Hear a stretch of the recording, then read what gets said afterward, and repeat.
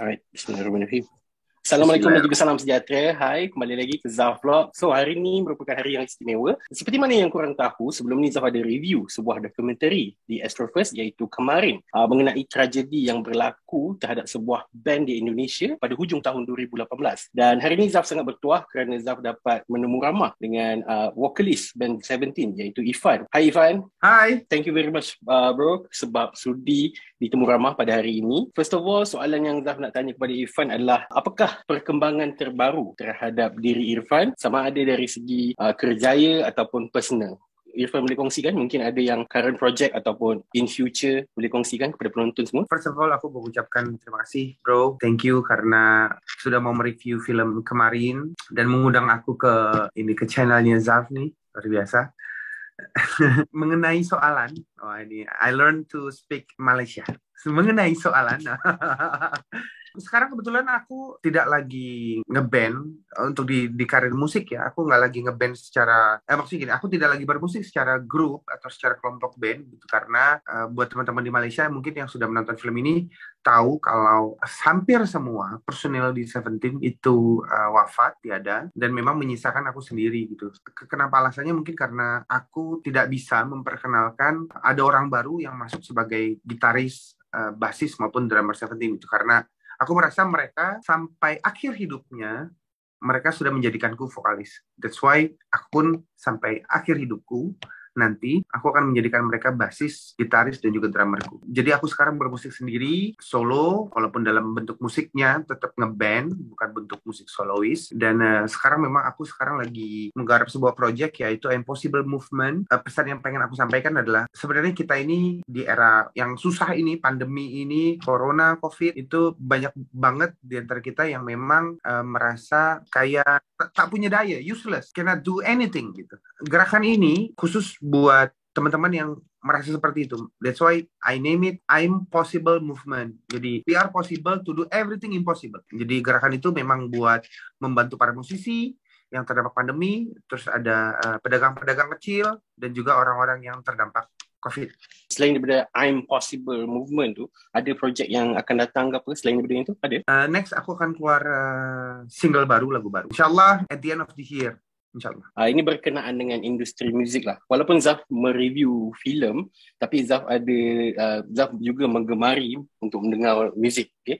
Tapi Zaf nak tanyalah personally terhadap Irfan. Pandangan Irfan terhadap industri muzik Malaysia. Kebetulan waktu itu Seventeen tahun berapa ya? Aku lupa deh. 2012.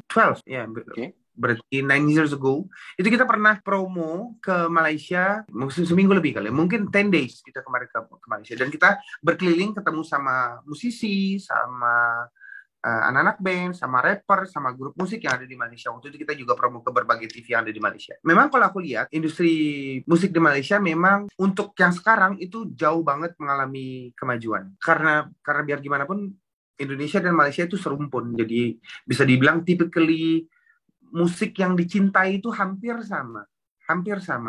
Typically-nya sama. Nah, dulu mungkin lebih banyak band Indonesia yang juga yang digemari sama Malaysia. Tapi sekarang juga kan terbukti kalau banyak juga band Malaysia juga yang udah mulai masuk dan mulai digemari sama masyarakat Indonesia gitu. Jadi kalau menurutku sih, kalau industri musik Malaysia makin sekarang ini makin bagus, makin berkualitas, makin keren. Sebelum pandemi tapi ya pasti ya, sebelum pandemi ya. Itu malah menurutku lebih berkiblat lebih ke internasional. Jadi good. So boleh tak namakan pengalaman yang paling manis bersama dengan mereka sepanjang hidup Irfan? Oke. Semua momen manis. Semua momen manis. Oke.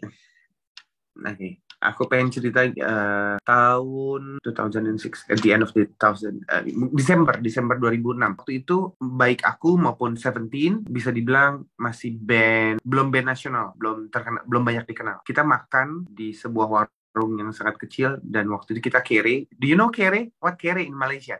Intinya poor people. Oh, okay. Yeah. We don't have a lot of money. We just have small money, less money gitu. Terus kita wondering, terus kita hoping, kita sambil praying, kita bilang gini, suatu saat kita akan ngumpul di angkringan ini. Jadi angkringan itu adalah tempat kayak warung makan kecil sekali dan itu very cheap, murah. Angkringan kita ke depan, beberapa tahun ke depan, kita pasti akan ngumpul lagi di sini dan kita akan membawa our own car. Jadi masing-masing membawa mobil masing-masing. Nah, ada satu momen di tahun 2012 atau 2014, kita lupa. Itu kita ngumpul lagi di situ, di angkringan tempat yang kecil dan kita punya mobil masing-masing. Bukan kemewahannya, bukan mewahnya gitu, tapi bagaimana Seventeen itu bukan hanya sebuah band, tapi sebuah keluarga yang saling mendoakan tulus satu sama lain. Itu menurutku momen yang unforgettable. Itu very very very sweet moment gitu. Kita kayak ngobrol sambil ketawa, makan, minum es teh manis yang cuman harganya Rp500, very cheap, small place gitu. Terus ya cerita gitu kayak hal-hal yang kemarin yang kita lewati gitu. Itu sweet moment banget. Zaf faham itu sebab even Zaf dengan kawan-kawan Zaf pun ada satu tempat yang kami akan gather di situ kalau ada siapa-siapa kahwin ke atau siapa-siapa ada anak baru lahir ke apa ke, so kita akan gather di situ dan kita akan berkongsi pengalaman masing-masing kan. Sambil makan, okay, walaupun benda murah tapi pengalaman itu yang berharga kan. Right. So ramai yang bertanya sebab sebelum ni Zaf ada tanya dekat Instagram dan juga YouTube Zaf tentang apa soalan yang penonton ingin tanyakan. Ini adalah dua soalan terakhir ni adalah soalan yang paling ramai orang tanyalah. Adakah lautan dan pesisiran pantai itu menjadikan satu fobia terhadap Irfan selepas tragedi tersebut? Sebenarnya kalau fobia atau trauma gitu, itu aku melewatinya dengan cara yang sangat susah sih. To be honest, bisa dibilang kayak I almost lost my mind. Kan hari pertama terjadi tsunami, hari kedua, hari ketiga aku masih mencari waktu itu istri dan juga teman-teman Seventeen. Itu sekitar menjelang azan maghrib, aku lari ke rumah sakit karena memang waktu itu ada kabar kalau istri dan drummerku mayatnya sudah ketemu di situ. Terus hal pertama yang aku berdoa sama Allah adalah, ya Allah jangan sampai aku gila. Ya Allah, aku nggak mau gila. Karena aku doaku seperti itu karena aku tahu aku, aku rasa aku nggak mampu gitu. I'm not strong enough to face it gitu. Dimana all of my brothers died and then my wife also. Jadi kayak, am I strong enough to pass this gitu. Dan cukup lama itu, antara maybe 6 months gitu. The first 3 months itu aku kayak orang, ya mungkin kayak orang tak waras, kayak orang gila. Jadi susah ngomong. Dalam satu hari itu aku hanya mampu bangun itu cuma 3 atau 4 jam. The rest of it itu aku hanya tidur. Karena aku rasa 3-4 jam itu aku bangun, I spend too much energy, many energy, dan it makes me very tired.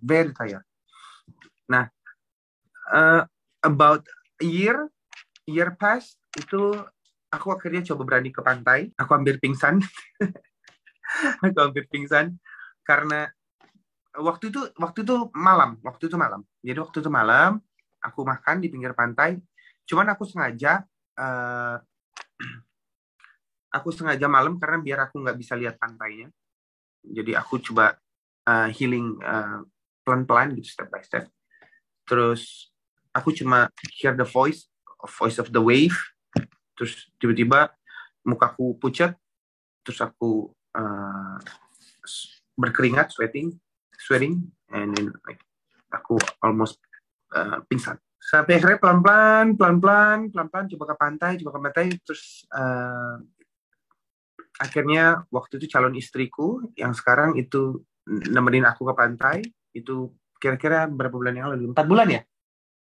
Iya, 4 bulan. 4 bulan yang lalu temenin aku ke pantai. Terus itu pertama kalinya jari-jari kakiku bisa menyentuh air laut. Alhamdulillah. Aku pula yang menangis nih. Terima kasih Irfan sebab sudi berkongsi tentang perkara tersebut. Okey, dan soalan yang terakhir ni adalah yang paling banyaklah orang bertanya kan. Bagaimana Irfan berjaya kembali dengan ada kekuatan untuk bernyanyi semula selepas apa yang telah terjadi selama ni?